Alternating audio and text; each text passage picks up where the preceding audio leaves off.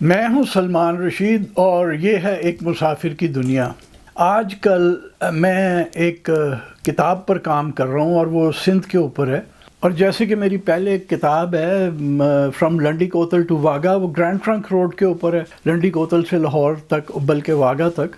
تو مجھے کہا گیا کہ اس طرح کی سندھ پہ کتاب لکھو، تو میں نے کہیں ایسے ہی کہہ دیا کہ جناب ہمارے پاس تو ایک سڑک پہ ہم نے کام کر رہے تھے، آپ کے یہاں تو 4 سڑکیں ہیں۔ تو وہ 4 سڑکوں پہ میں اب کام کر رہا ہوں، فیلڈ ورک میں نے کر لیا ہوا ہے۔ اور وہ جو 10 سال میں سندھ میں رہا تھا اور جس میں نے چپا چپا سندھ کا گھوم پھر کے دیکھا، پھر جب شادی ہو گئی تو پھر ہم دونوں میاں بیوی مطلب اوا گون پھرتے رہتے تھے۔ سندھ ایک بڑی دلچسپ جگہ ہے۔ میں کہتا ہوں کہ وہاں آپ چند کلومیٹر بھی زیادہ ہوں گے، آپ چلتے ہیں تو آپ کسی ایک ہسٹوریکل مونیومنٹ پہ پہنچ جاتے ہیں۔ پنجاب میں آپ کو ڈھونڈنی پڑتی ہیں، خیبر پختونخوا میں بھی بڑی ہیں، لیکن انہوں نے ناس بڑا مارا ہے ان کا، ادھر سے خزانے نکال کے، خزانے کیا تھے، بت ہی تھے نا، مورتیاں تھیں، وہ بیچتے رہے۔ تو سندھ میں چیزیں ابھی تک بچی ہوئی ہیں۔ مثلا میں سندھ کی آپ کو ایک بات بتا دوں کہ وہاں پہ جو ریلوے لائنز آج سے 25-30 سال پہلے ابینڈن کر دی گئیں، وہ لائن ابھی تک بچھی ہوئی ہے۔ خیبر پختونخوا میں اور پنجاب کے کچھ علاقوں میں جو لائنز ابینڈن کی گئیں وہ لوا غائب۔ بہرحال میں وہ سندھ پہ کام کر رہا ہوں، میرے پاس کہانیاں بہت ہیں سندھ کی، لیکن میری جو ڈیل ہے انڈاؤمنٹ فنڈ ٹرسٹ کے ساتھ وہ یہ ہے کہ میں وہ کہانیاں کہیں اور استعمال نہیں کر سکتا۔ تو جو پہلے آپ کو کبھی سندھ کی سنا دی ہیں وہ سنا دی، اب میں وہ نہیں بتا سکتا۔ تو میرے پاس آج کل پھر کہانیاں کم اس لیے بھی ہیں کہ میں گھر سے نکلتا نہیں ہوں، میں بمشکل اتوار کے دن تھوڑی سی چھٹی کرتا ہوں۔ کوشش میری یہ ہے کہ میں یہ جلد سے جلد کتاب ختم کر لوں، کیونکہ میں نے انہیں کہا تھا کہ میں مارچ کے آخر میں آپ کو یہ کتاب دے دوں گا، اور وہ مارچ گزر گیا، اپریل بھی گزر گیا، اور میں پھنسا ہوا ہوں۔ اور میں پھنس کیسے جاتا ہوں کہ کہیں وہ چونکہ پڑھا تو سارا کچھ سندھ کے بارے میں تب تھا، آج سے 40 سال پہلے جب میں وہاں کراچی میں رہتا تھا، وہ دماغ میں تو فائل ہوئی ہیں، لیکن جب لکھنے بیٹھو تو پھر آپ الٹ اب تو نہیں لکھ سکتے نا، میں اردو کا سفر نامہ نگار تو ہوں نہیں، تو پھر میں وہ تاریخ ڈھونڈنے چل پڑتا ہوں، پھر وہ ہر چیز ایگزیکٹ ہونی چاہیے، کہیں غلطی نہ ہو جائے کہ کوئی بعد میں کہے کہ وہ کہ کھاچ مار گیا۔ تو جیسے کل یہ ہوا کہ یہ میں سناتا چلوں کہ میرے دوست ابو بکر شیخ نے، ان کی بہت ساری کتابیں ہیں، 4-5-6 سندھ کے اوپر، اور بڑی لاجواب کتابیں ہیں، بدین میں رہتے ہیں۔ ابو بکر کی کتاب میں نے پڑھا کہ ایک جگہ کہیں ریفرنس ہے کہ وہاں پہ اپنے سندھ میں ایک جھیل ہے جس پہ لوگ ریڈ کی کشتیاں بنا کے ان پہ رہتے ہیں، اور وہ ٹیسیاس آف نیڈوس جو ڈاکٹر تھا اور 416 قبل مسیح میں ایران کے بادشاہ کا وہ ڈاکٹر بن کے آیا تھا وہاں سے، ہیلیکارنسس سے، تو اس کی کتاب میں یہ ہے۔ لو جی، وہ کتاب 2-3 بار تو ویسے ہی پڑھی ہوئی ہے، اور اگر آپ میری کاپی دیکھیں تو اس میں میری انڈر لائننگز بھی ہیں بہت ساری، تو وہ پسوڑی پڑ گئی۔ تو کل سارا دن لگا کے ٹیسیاس کی کتاب دوبارہ پڑھی۔ تو یہ میں کہانی آپ کو ویسے سنا رہا ہوں۔ اب ایک ناموں کے اوپر مجھے تھوڑی سی ہے کہ لوگ ہم ناموں کے ساتھ، خاص طور پہ ہم پنجابی لوگ ناموں کے ساتھ کیا کرتے ہیں۔ 1986 کے اندر میں پہلی بار یہ جو آپ نقشہ دیکھ رہے ہیں گوگل ارتھ سے لیا ہوا، یہ وہ بلوچستان کا حصہ ہے جو کہ ایران کے ساتھ ملتا ہے، اور یہ جو علاقہ ہے، اس کو جس جگہ پہ میں نے یہ دائرہ ڈالا ہوا ہے اس کو کہتے ہیں ماشکیل۔ یہاں پہ میں کچھ قبریں دیکھنے جانا تھا۔ اچھا، تو میں نوکنڈی سے ایک لوکل ٹرانسپورٹ پک اپ ٹرک میں بیٹھ گیا بہت سارے اور بلوچ مسافروں کے ساتھ، اور ہم ادھر ماشکیل کی طرف چلے۔ اب دیکھیے وہ دن کتنے اچھے تھے، 1986 یعنی وہ رستہ جو ہے دو طریقے تھے. ایک تو یہ تھا کہ ہامون ماشکیل جو ہے وہ ایک بہت بڑا سالٹ پین ہے. یہ میں آپ کو نقشے میں دکھا رہا ہوں, یہ جو آپ کو سفید سا دکھ رہا ہے یہ وہ سالٹ پین ہے, اور یہ میرا خیال ہے 60 کلومیٹر لمبائی میں ہے اور کوئی 40-50 کلومیٹر چوڑائی میں ہے, اور اس کے اندر کوئی جاندار نہیں ہے. تو یا تو آپ اس کے اندر سے گزرتے تھے یا ایک اور رستہ آتا تھا نوکنڈی سے سیدھا جنوب کی طرف, ساؤتھ کی طرف ماشکیل کو آنے کے لیے, اور ایک وقت وہ رستہ ایران میں چلا جاتا تھا, اور ایران میں سے کوئی آپ 8-10 کلومیٹر کا سفر طے کر کے پھر آپ پاکستان آتے تھے. ہونو ذرا وڑ کے بخاؤ ایران چ. وہ جب میں 2007 میں گیا نا ادھر رباط, تو مجھے انہوں نے بتایا کہ جناب ذرا محتاط رہنا ہے آپ نے, یہ نہ ہو کہ وہ آپ کو ایرانی ادھر آپ کہیں آگے پیچھے اوپر نیچے ہونے کی کوشش کریں تو گولی مار دیتے ہیں, تو اب آپ نہیں گھس سکتے. تو وہاں جب ہم جا رہے تھے رستے میں جگہ جگہ سائن پوسٹنگ ہوئی تھی فوجی سٹائل. آپ کو اگر آپ فوج میں رہے ہیں تو آپ کو پتہ ہوتا ہے کہ فوجی سٹائل کا ایک پھٹی ہوتی ہے لوہے کی, کالا رنگ کیا ہوتا ہے, ڈنڈی نیچے لوہے کی لگی ہوتی ہے اور اس کے اوپر جگہ کا نام آگے لکھا ہوتا ہے یا جو بھی ہے. تو جگہ جگہ لکھا ہوتا تھا جی سٹاپ. جی سٹاپ تھوڑا سا obscene ہی ہے.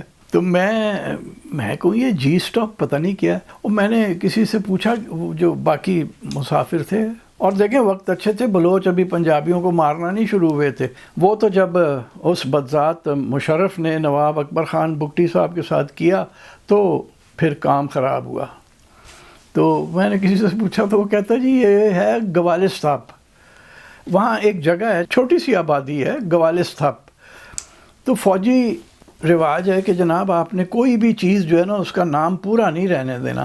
Deputy assistant adjutant and quarter master general بڑا فینسی نام ہے, لیکن ہوتا ہے کہ سپرسیڈڈ میجر ہے. تو اس کو بھی D A and Q M G نہیں کہتے, اسے کہتے ہیں ڈی کیو. تو ہر چیز جو ہے نا وہ ابریویٹ ہو جاتی ہے. تو انہوں نے فوجیوں نے کہا یار گوالستاپ ایڈا لمبا نا, اور پھر یہ سٹاپ کیا ہوتا ہے پنجابی میں, سٹاپ ہم بس سٹاپ کہتے ہیں. تو انہوں نے کہا نہیں یہ سٹاپ ہوگا یار, یہ بلوچ لوگوں کو نہیں پتہ, یہ جی سٹاپ اس کا نام کر دو. تو انہوں نے گوالستاپ کا نام جی سٹاپ کر دیا. یہ 1986 کی بات ہے, کتنے 40 سال گزر گئے, اب پتہ نہیں وہ جی سٹاپ ہے یا جی سپاٹ ہے یا گوالستاپ ہی ہے. مجھے امید کرنی چاہیے کہ وہ انہوں نے واپس اس کا نام گوالستاپ کر دیا ہو, کیونکہ نقشے پہ ابھی تک گوالستاپ ہی ہے. تو ایک تو یہ تھا. اس کے کچھ سالوں کے بعد میرا خیال ہے 98 میں پنجگور میں تھا. ڈپٹی کمشنر اور ایک پرانے دوست نکلا بدر الدین اجن, میں ان کے دفتر میں بیٹھا ہوا تھا. تو انجینئرز کی یونیفارم میں ایک حولدار آیا, موٹا تازہ اور پنجابی پکا. وہ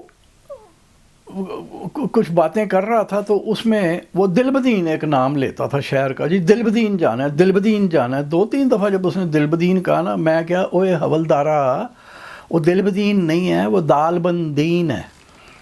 وہ دالبندین ایک مشہور شہر ہے, وہاں پہ جو ہائی وے جاتی ہے یا ٹرین سے اگر آپ جا رہے ہیں کوئٹہ سے ایران کو, تو دالبندین رستے میں آتا ہے. تو وہ کہا ہاں جی اوہ دلبدین. تو میں کہوں یار میں تجھے دالبندین کہہ رہا ہوں. ہم پنجابیوں میں ایک یہ بھی ہے کہ ایک لمبا واول اگر 2 کانسوننٹس کے بیچ آ جائے نا عام طور پہ, تو وہ ہم سے بولا نہیں جاتا, وہ ہم اسے بالکل ابریویٹ کر دیتے ہیں. جیسے ایک ہمارا جاہل سا دوست ہے, وہ ہم تو انہیں جرنیل کہا کرتے تھے. ہماری ایک محترم دوست تھیں, بزرگ ہیں بلکہ کافی بزرگ ہیں, شاہ تاج قزل باش. تو وہ انہیں شتاج ہی کہتا ہے, آج تک اس کے منہ سے شاہ تاج نہیں نکلا, شتاج. وہ پتہ نہیں کی چھیتی ہے, انہیں شتاج کہہ کے جانا کتنے ہے, وہ شتاج. تو وہ ہم سے وہ نام نہیں لیے جاتے لمبے. تو وہ دلبدین, تو ہو سکتا ہے سارے فوجیوں کی زبان پہ وہ دلبدین ہی ہو. اور ایک جو بہت ہی دلچسپ نام بگاڑا گیا نا، وہ بھی بلوچستان کے اندر ہے، لیکن وہ پشتون علاقے کے اندر ہے، اور وہ اس لائن پہ ہے جو کہ سبی سے پہلی ٹرین کوئٹہ آئی تھی.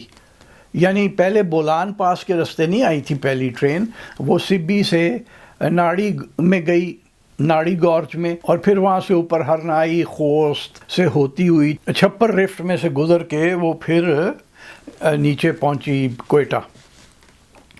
وہاں ایک جب انگریز لوگ کام کر رہے تھے تو ایک مٹی کا پہاڑ تھا، اس کے نزدیک ٹنل ایک بنانی پڑی، ایک سرنگ بنانی پڑی، کیونکہ وہ جب بارش ہوتی تھی تو وہ مٹی گارا بن کے آ کے ٹریک پہ بیٹھ جاتی تھی. تو وہ وہاں پہ سرنگ بھی بنی، یہ جو آپ دیکھ رہے ہیں یہ سرنگ ہے وہاں پہ، اور وہاں ایک ریلوے اسٹیشن بنا جس کو وہ کہتے تھے مڈ گورج. یہ جو تصویر ہے یہ میں نے 1993 میں کھینچی تھی. اگر آپ غور کریں تو ریلوے اسٹیشن بلڈنگ ہے، اور آپ کو پلیٹ فارم کا سویپ بھی نظر آ رہا ہے، تھوڑی سی اس میں کرو میں ہے وہ سویپ.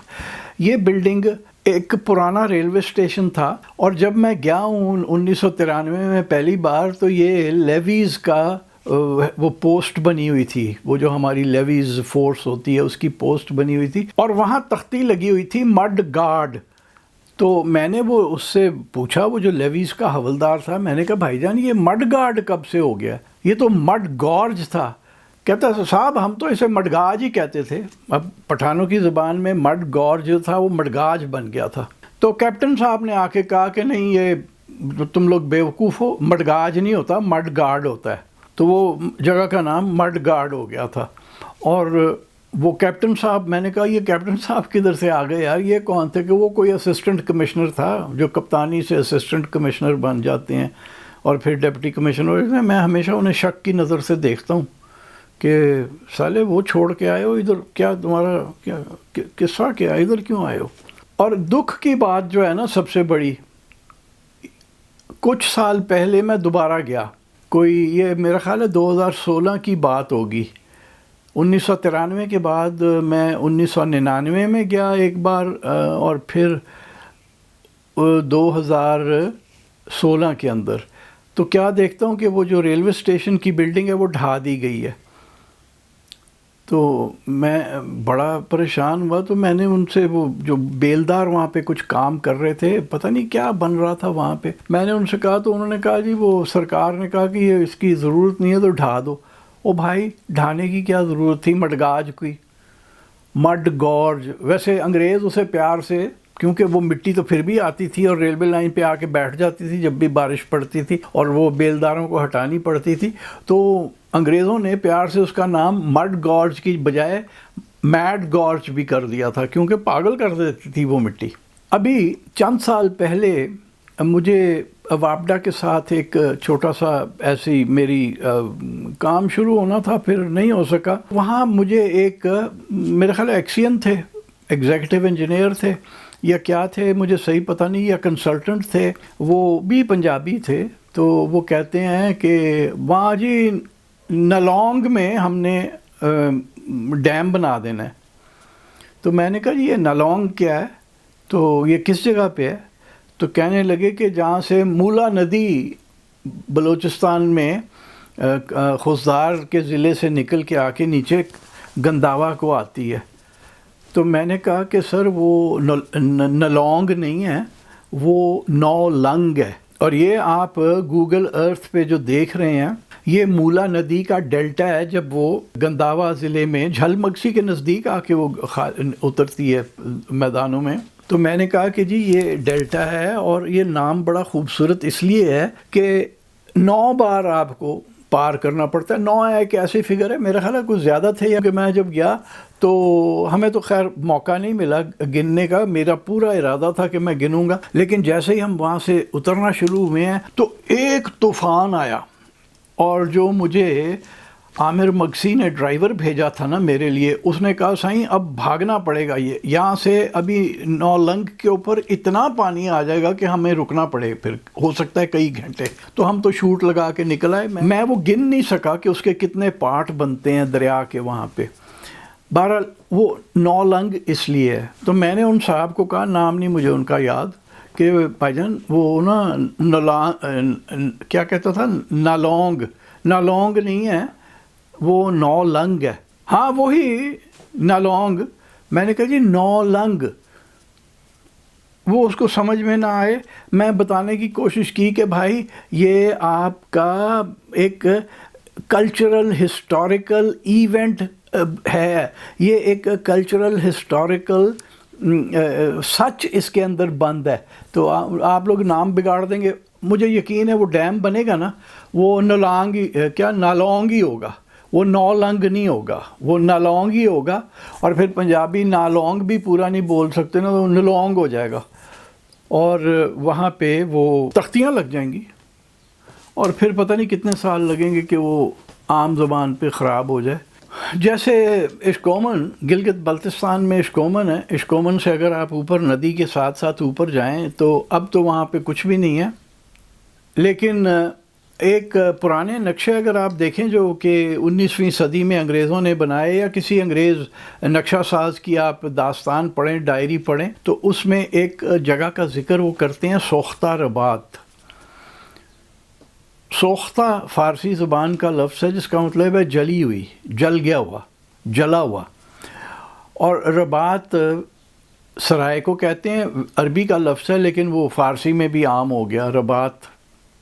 تو یعنی وہ لفظ ہے سوختہ رباط, یعنی جلی ہوئی سرائے.